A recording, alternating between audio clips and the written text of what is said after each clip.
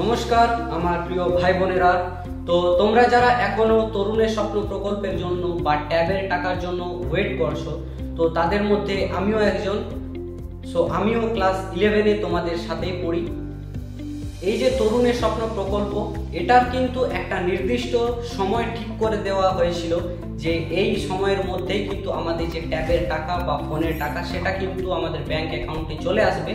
তো হ্যাঁ, কোনো না কোনো সময় তোমাদের মতো আমারও মনে হচ্ছে যে তাহলে কি বাস্তবিক যে সকল ফেক নিউজগুলো আসছে যে এবছর আর ট্যাবের টাকা ঢুকবে না, ক্লাস 11-এ যারা ছাত্রছাত্রীরা আছো তারা সচেতন হোক, এরকম অনেক কিছু নিউজ আসছে, কিন্তু বাস্তবিক এগুলো কিছুই সত্যি নয়। আসলে ব্যাপারটা হয়েছে যে বিভিন্ন রকম যে স্কুলগুলো আছে সেখানে বিভিন্ন রকম এমন স্টুডেন্ট আছে যাদের তোমার ইনফরমেশন সেগুলো কিন্তু সঠিকভাবে কিন্তু ভ্যালিড হয়ে ওঠেনি।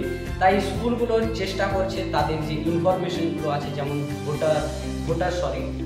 আধার কার্ড, ব্যাংকের অ্যাকাউন্ট, সেগুলো কিন্তু সঠিক যে তথ্য সেটা কিন্তু সঠিকভাবে পৌঁছে দেওয়ার, যাতে তাদের ব্যাংকের অ্যাকাউন্টেও কিন্তু সেই টাকাটি ঢোকে।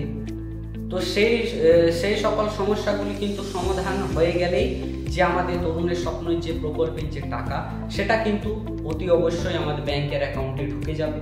তো তার জন্য কোনো চিন্তা করার কোনো প্রয়োজন নেই। আর যারা বিভিন্ন রকম ইউটিউবে দেখছো যে এবছর টাকা ঢুকবে না বা এবছর নাও ঢুকতে পারে, এমন কোনো কথা নেই। এবছর অতি অবশ্যই ঢুকবে, যথাসময়ে কিন্তু আমাদের ঢুকে যাওয়ার কথা ছিল। একটু প্রবলেমের জন্য কিন্তু আমাদের এটা কিন্তু ফেস করতে হচ্ছে।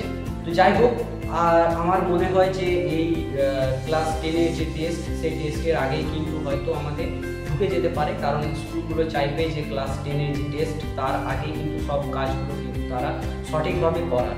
তো মনে হয় যে ক্লাস 10-এর টেস্টের আগেই ঢুকে যাবে, তো চিন্তা করার কোনো কারণ নেই। তো ভিডিওটা ভালো লাগলে চ্যানেলটাতে সাবস্ক্রাইব করো, আর এরকম ভিডিও পেতে অবশ্যই বেল আইকনে ক্লিক করো। ধন্যবাদ।